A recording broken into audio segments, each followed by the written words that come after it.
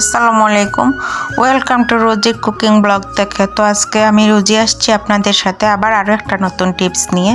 এত সহজে কিভাবে গরুর মাংস রান্না করলাম দেখেন এবং শিখেন, এবং ততক্ষণ আমার সাথে থাকেন আমি যতক্ষণ রান্না করছি।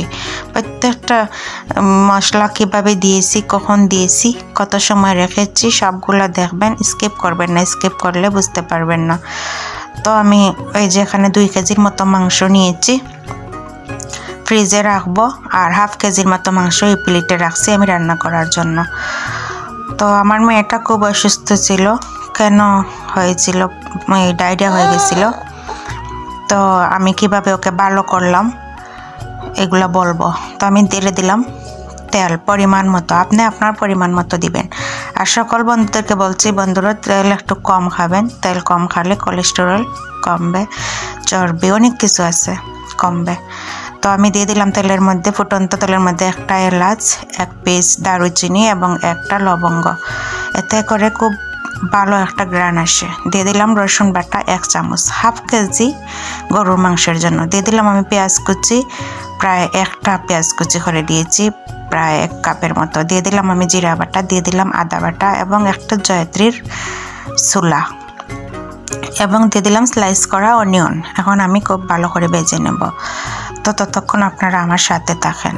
আর জয়ত্রীর যে ছোলা, এটা দিলে না মাংসগুলো খুব নরম হয়ে যায়, বাচ্চাদের খেতে সুবিধা হয়, অনেক বড় মানুষও খেতে পারে না শক্ত মাংস। তো জয়ত্রীর চামড়াগুলো দিলে খুব ভালো হয়, মাংসটা খুব ভালোভাবে বয়েল হয়। দিয়ে দিলাম আমি ধনিয়ার গুঁড়া, রাঁধুনি, এবং দিয়ে দিব আমি ওই লাল মরিচের গুঁড়া, রাঁধুনি, এবং দিয়ে দিলাম হাফ চামচ টারমারিকের গুঁড়া বা হলুদের গুঁড়া। দিয়ে দিলাম একটু বিট লবণ টেস্ট মতো, এবং খুব ভালো করে নেড়ে নিলাম। তো আমার মেয়েটাকে আমি না এই ফেমোটেড সিরাপ 4 ভাগের 1 ভাগ খাওয়ানোর কথা, আমি খেয়ে দিয়েছিলাম প্রায় 1 চামচ। তো এতে করে ইনফেকশন হয়ে ওর পুরো পাতলা পায়খানা হয়ে গেছিলো, তো প্রায় 3 দিন।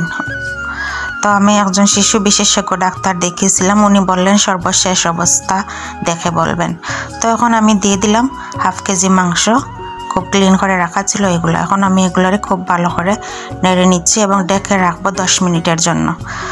তো এই 1 চামচের মতো ওষুধ খাওয়ানোর জন্য আমার ইনফেকশন হয়ে 3 দিন পাতলা পায়খানা। তো ওষুধ দিল না, ডাক্তার বললো শেষ অবস্থা দেখি। কিন্তু পরে আমার মেয়ের অবস্থা খুবই খারাপ, ও যেমন করে পাতলা পায়খানা করছে তেমন বমিও করতেছে, রোজ 2-3 বার করে, 1 বার বমি করতেছে, 2-3 বার পাতলা পায়খানা করছে।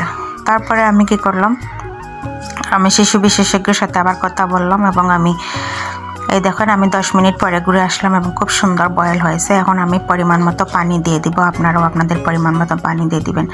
তো শিশু বিশেষজ্ঞের কাছে আমি জিজ্ঞেস করে আমার মেয়েকে আমি স্লাইন খাওয়াইলাম, ওরাল স্লাইন। এই 1 প্যাকেট আমি হাফ লিটার পানির মধ্যে ছেড়ে দিয়েছি, বিশুদ্ধ পানির মধ্যে, এবং 12 ঘন্টার জন্য ভিজিয়ে রাখছি। আমি একটু পরপর ওকে খাওয়াইছি, একটু লেবুর জল খাওয়াইছি, এতে করে আমি অনেক উন্নতি পেয়েছি। কিন্তু পরের দিন মানে ওর পাতলা পায়খানা কমছে না, রোজ 2-3 বার দিতেই আছে, কিন্তু ওর যে ঘাটতি বা ক্ষতিটা হয়েছে না স্যালাইন খাওয়ানোর জন্য বা লেবুর জল খাওয়ানোর জন্য। তো পরের দিন আমি আবার ডাক্তারের সাথে কথা বললাম, তো উনি বললেন ঠিক আছে একটা জিঙ্ক নিয়ে নাও। তো ওকে আমি একটু জিঙ্ক আনিয়ে খাওয়াইলাম। 2 বেলা জিঙ্ক খাওয়ানোর পরে ইনশাল্লাহ ওর পাতলা পায়খানাটা বন্ধ হয়ে গেছে এবং বমিও বন্ধ হয়ে গেছে, এখন অসুস্থ আছে। তো আপনাদের কারো এরকম কোনো সমস্যা হলে আমার মতো স্লাইন খাওয়াবেন এবং লেবুর শরবত খাওয়াবেন এবং এই জিঙ্ক সিরাপ খাওয়াবেন। এমনিতে পাতলা পায়খানা হইলেও এগুলো খাওয়াতে পারেন, এগুলো খুব ভালো ফল দেয়। তো আমি 10 মিনিটের জন্য পরিমাণ মতো পানি দিয়ে ডেকে রাখছিলাম। 10 মিনিট পরে আবার ঘুরে আসলাম, মাশাআল্লাহ খুব সুন্দর বয়েল হয়েছে। এবং আমার তরকারিতে একটু ঝোল দেই বেশি, যাতে আমার বাচ্চারা ঝোল পছন্দ করে। আপনারা আপনাদের পরিমাণ মতো দিবেন এবং ঝোলটা খুব টেস্টি হয় মাশাআল্লাহ। আমার মতো আপনারা রান্নবেন, খেয়ে দেখবেন, আমাকে কমেন্ট করে জানাবেন। তো দেখেন আমি রান্না করে নামিয়ে 5 মিনিট পরে ঢাকনাটা সরিয়েছি, কি সুন্দর একটা কালার আসছে। এখন আমি আমার মেয়েকে খাওয়ানোর জন্য টেবিলে একটু বাটিতে রাখছি 4 পিস মাংস এবং একটু ঝোল, আমার মেয়ে খাবে। তো আল্লাহ হাফেজ। আমার ট্রিটমেন্টটা যদি ভালো লাগে অবশ্যই আপনি সাবস্ক্রাইব করতে ভুলবেন না।